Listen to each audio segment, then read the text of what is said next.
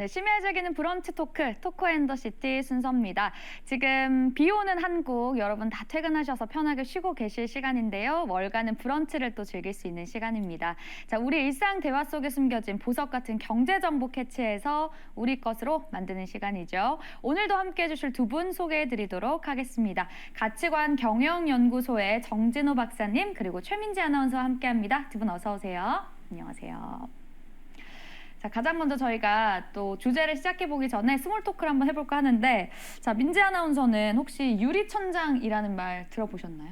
네, 유리천장에 이렇게 여성들이 어느 정도 올라가다가 이렇게 천장에 막혀서 더 올라가지 못하는 그런 걸 의미하는데 네. 사실 그것도 위로 올라가 봐야 천장에 부딪히는데 그걸 여쭤보려고 했어요. 네. 경험해보신 적이 있는지. 경험해볼 기회가 저는 없었습니다. 네. 그럼 좋은 거네요. 그렇죠? 유리천장을 네. 경험해본 적이 없으니까. 근데 저도 사실은 좀 저희 업계가 뭐 여성이 좀 많다 보니까 네. 여성에게 유리천장을 저도 경험해본 적은 없거든요. 근데 저희가 또 이런 이야기를 하는 이유가 있습니다. 오늘 주제와 또 연관이 돼 있는 주제인데요. 자, 가장 먼저 또 저희가 유리천장에 대해서 이야기를 한 이유가 뭘까요?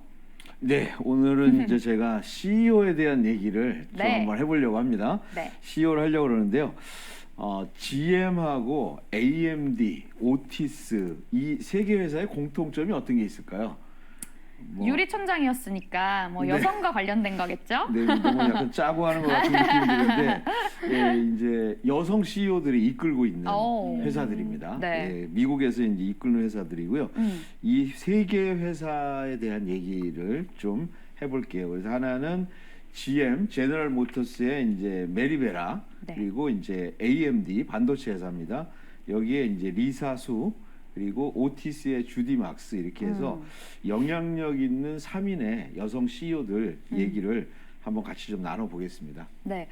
사실 CEO가 또 기업의 어떤 성패, 미래, 그리고 존재까지 또 좌지우지할 수 있는 굉장히 중요한 또 위치라는 건 다 아는데 어느 정도 또 중요한지 한번 그것부터 짚고 가볼까요? 네, 우리가 이제 CEO라고 하면 이제 Chief Executive Officer 이렇게 이제 쓰는 이제 표현인데요. 네. 우리가 이제 보통 이제 CEO의 역할 이런 얘기를 좀 합니다. 역할을 하는데 기업에는 이제 여러 이제 구성원들이 있잖아요. 그래서 이제 뭐 CEO의 역할이 어떤 거냐 그러면 이제 뭐 화면에도 이제 보여지지만 뭐 여러 가지 있는데요.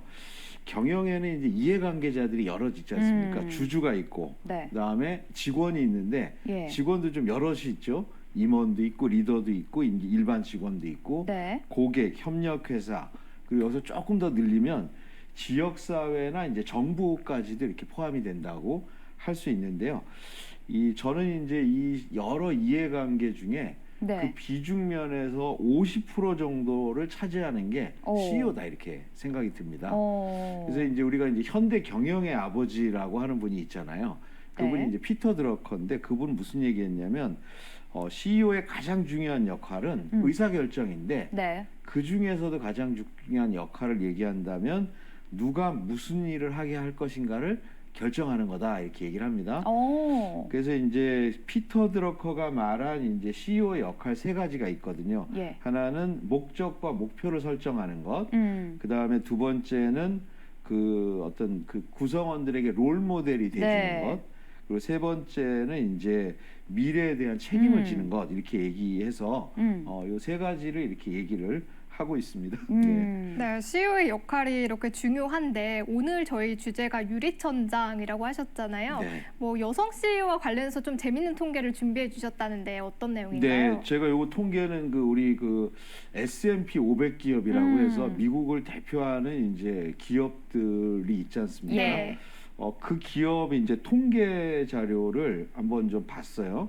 봤는데 통계 자료에 보면은 이제 어떤 부분이 있냐면 그 500대 기업의 이제 그 CEO들의 평균 연령을 보니까 네. 50에서 65세까지가 대략 81% 정도 이렇게 됐고요. 중간값이 58세로 이렇게 나타났습니다. 생각보다 좀 많은 나이죠. 그래서 이제 세대로 보면은 제가 보니까 X세대하고 베이비 부머 세대들이 오. 주로 이제 CEO를 맡는 걸로 돼 있고요. 네. 최고령 CEO는 이제 워런 버핏 회장이 어. 1930년생이신데 93세. 아직도 왕성하게 네. 활동하시죠. 네, 이렇게 돼 있고요. 평균 재임 기간을 보니까 7년. 꽤 긴 것 같은데요. 길죠. 네. 네, 어떤 CEO들은 보면 뭐 1년 하다가 그만두는 분도 있고. 네, 보통 그 임원분들은 네. 막 나는 임시 직원이라서 임원이다 뭐 이런 농담도 하시면서 되게 짧잖아요. 예, 그렇습니다. 그리고 뭐 이제 일부로 이제 기간을 정하면 한 3년 네, 정도가 2년에서 보통 3년. 임기로 하는데 평균 재임 기간이 이제 7년 정도 되는데요.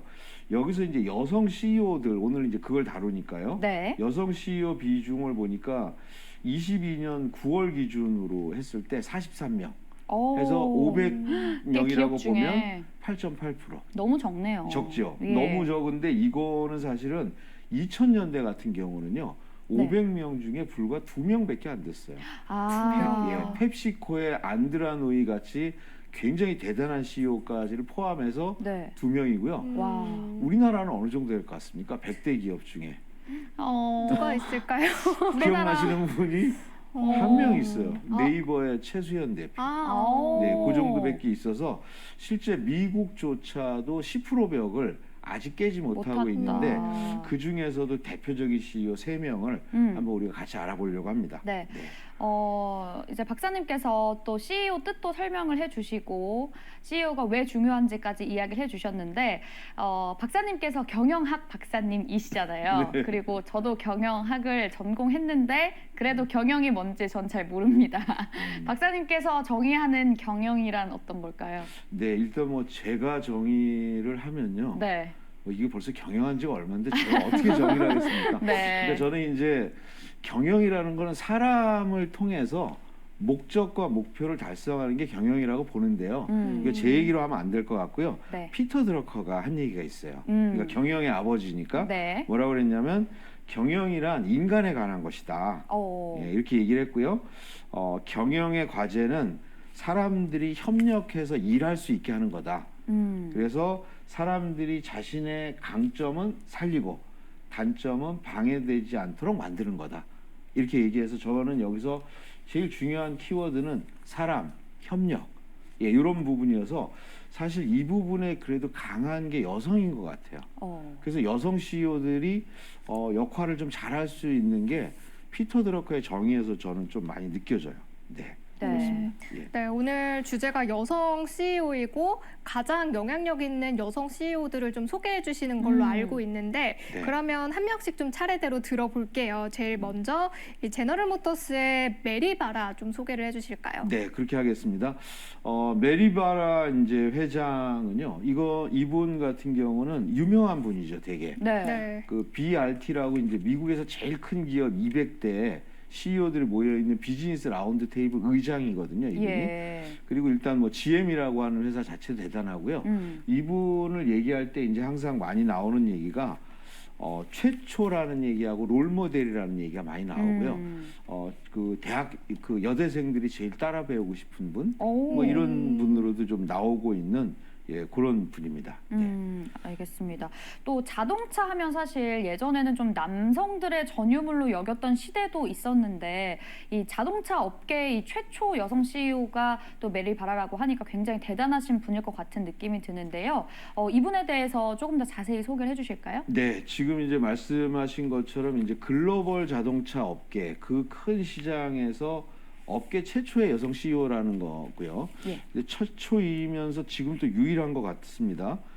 그렇고 GM이 이제 파산 직전일 때 이제 CEO를 맡아서 3년 정도 후 2017년에 이제 흑자 전환을 일으켰던 업적이 있는 분이고요. 그 다음에는 이제 GM이 지금 이제 전통적인 그 내연기관차. 내연기관에서 전기차 시대를 이끌고 있는 경영자로 네. 굉장히 그 비중이 좀 큰 분이라고 그러니까요. 볼 수 있습니다. 그래서 이분 자료를 제가 조금 가져와 봤는데요. 네. 이분은 이제 지금 현재 제너럴 모터스의 이제 CEO고 이제 2014년에 CEO가 되셨고요. 네. 그 다음에 이제 2016년에는 이제 이사회 의장 겸 회장 이렇게 됐고요. 61년생입니다. 그러니까 오. 이제 63세 정도 되고요. 핀란드계 미국인으로 돼 있고요. 이분의 아버지가 이제 GM의 폰티악이라고 하는 이 차의 기술자 차종에. 셨어요. 그러니까 아버지 회사 이제 39년 정도 근무를 했다고 그러거든요. 이분은 그럼 이제 학교는 어딜 나왔나 봤더니 그 캐터링 대학교라고 그러는데요. 오. 이게 이제 예전에 GM의 이제 폰티악 쪽에 있는 사내 대학이었어요. 예, 아버지가 이제 거기 출신이고 거기서 학사를 했고요. 그러니까 이분은 이제 엔지니어입니다. 그렇네요. 전자공학이니까. 네네, 엔지니어고 이거 배우고 나서 스탠포드 대학에서 경영대학원 석사를 이렇게 했고요. 예. 이분이 이제 신화적인 부분은 1980년에 인턴으로 시작해서 CEO까지 내부에서 올라가신 와. 분이고요. 내부에서는 이제 보면 글로벌 HR 부문장을 했어요. 그러니까 인적 자원 관리도 하셨던 분이고요. 그 다음에 엔지니어링군의 부사장, 플랜트 매니저 이런 걸 했고요. 수상 기록으로는 22년도에 포브스에서 세계에서 가장 영향력 있는 여성 기업 CEO 1위 이렇게 해서 상당히 이제 좀 중요하게 각광받는 분이라고 할 수 있고요. 이분을 보면 보통 이제 CEO들 같은 경우에 이제 본인이 창업자가 아닌 경우는 재무를 담당했던 분들, CFO들 출신이 많거든요. 맞아요. 왜냐하면 이제 회사를 단단하게 안정화시키니까. 네. 근데 이분은 여성인데 엔지니어 출신이에요. 그렇죠. 공학도 출신인 네, 거죠. 엔지니어 출신이고 거기서 이제 그 이분이 이제 이후에 재무적인 부분이나 전략적인 부분에서 능력을 인정받으면서 CEO로 갔고요. 이분이 이제 했던 것 중에 보면 우리나라 이제 군산 공장이 GM 공장이 있었잖아요. 거기 문 닫고 러시아, 인도, 유럽, 남아공 이런데 일단 좀 수익성이라든가 이런 게 떨어지는 데를 과감하게 정리하는 작업들을 했었고요. 그래서 블룸버그 통신에서는 이분을 어떻게 표현했냐면 네. 항상 미소를 짓고 있거든요. 예, 있는데 이분이 늘 만면에 웃음을 짓지만 경영에 관해서는 냉혈한 뭐 이렇게 표현하고 있습니다. 근데 여기서 또 재미난 거는요. 이분의 이제 글래스도어 평가에서 CEO 지지도 네. 부분이 82%. 높은 거죠. 상당히 높은 거죠. 예, 우리가 이제 세계 최고의 기업들을 할 때 90% 넘어가는 걸 보셨는데 네. 82% 지지면은 굉장히 높습니다. 뭐 우리나라 기업들 보면 그냥 CEO 지지도 10에서 20%인 회사들이 얼마나 많은데 네, 미국도 마찬가지고요. 네. 굉장한 부위라고 볼 수 있습니다. 네, GM의 CEO 메리바라에 대해서 좀 설명을 쭉 해주셨는데요. 그럼 저희가 주식 방송이니까 사실은 주가가 굉장히 궁금하거든요. 네. 이분이 취임한 후에 주가 흐름은 좀 어떻게 변했는지 좀 체크를 해주실까요? 네, 주가 흐름은 이제 주가 이제 표를 좀 보여드렸는데 이제 2014년 1월에 이제 취임했는데요.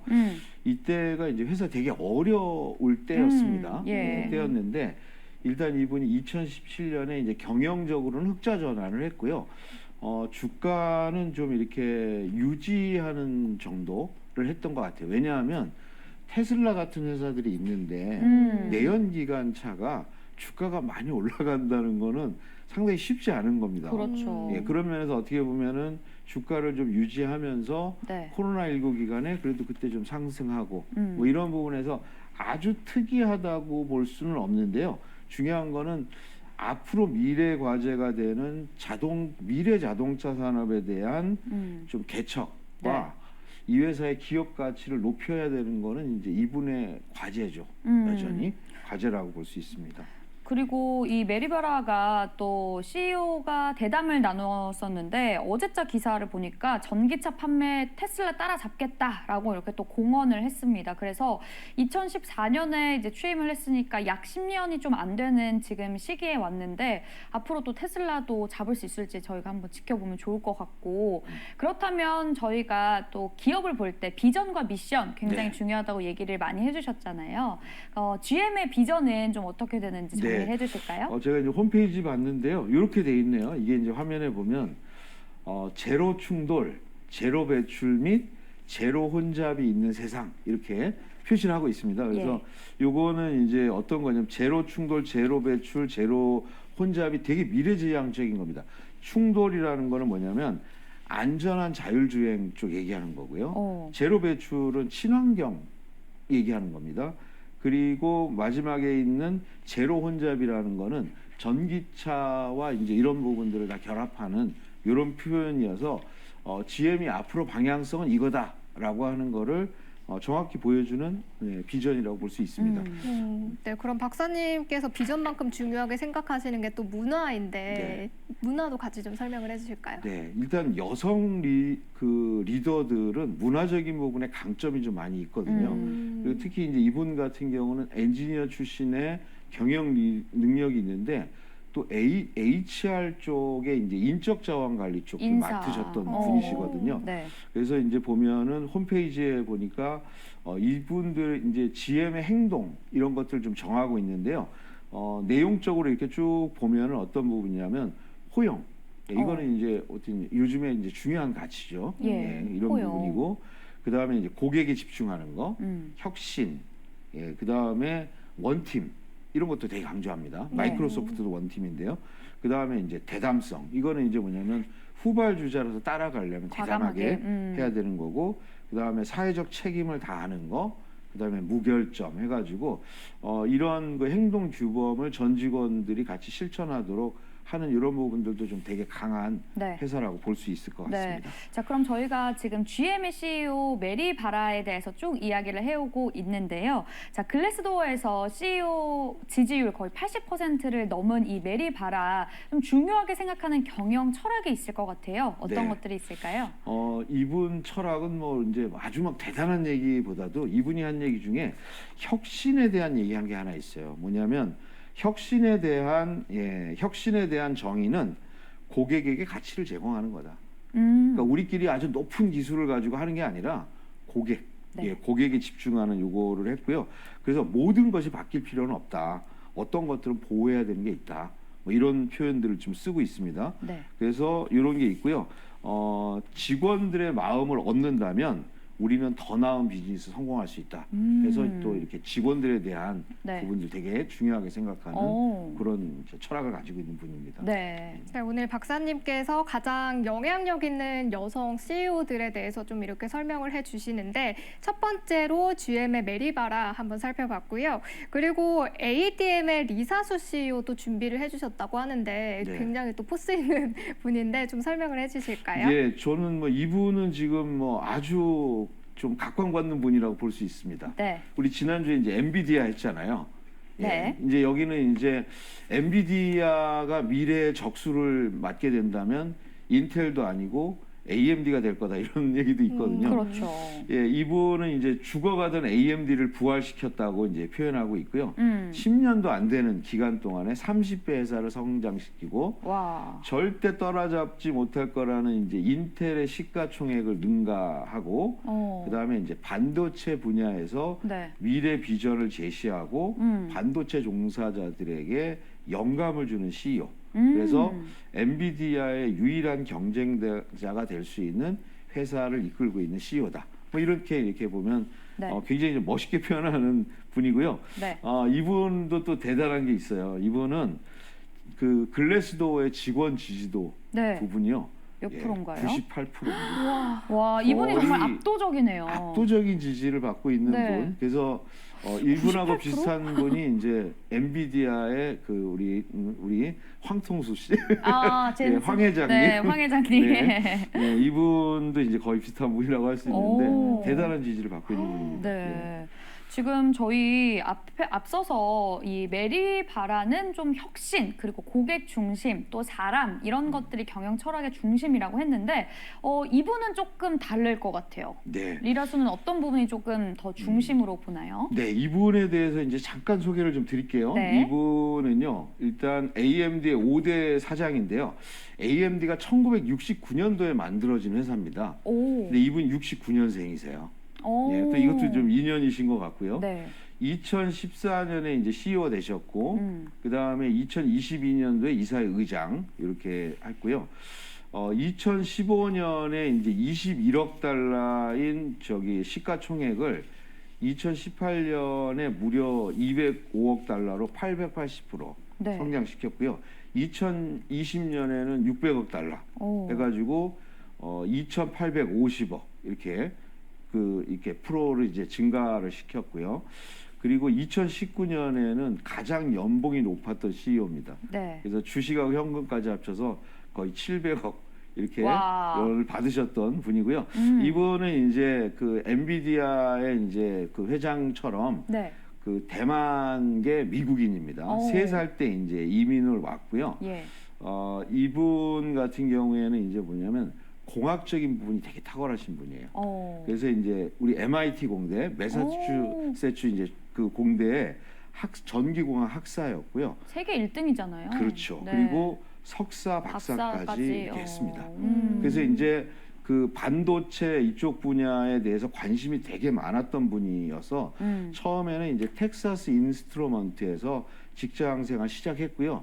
그 다음에 이제 IBM에서 또 반도체 이렇게 하다가 그리고 나서 이제 그 이제 AMD가 굉장히 위기에 빠졌을 때 네. 스카웃이 된 거죠. 그래서 스카웃이 돼서 AMD를 좀 이렇게 이끌고 있는 예, 이런 CEO인데요.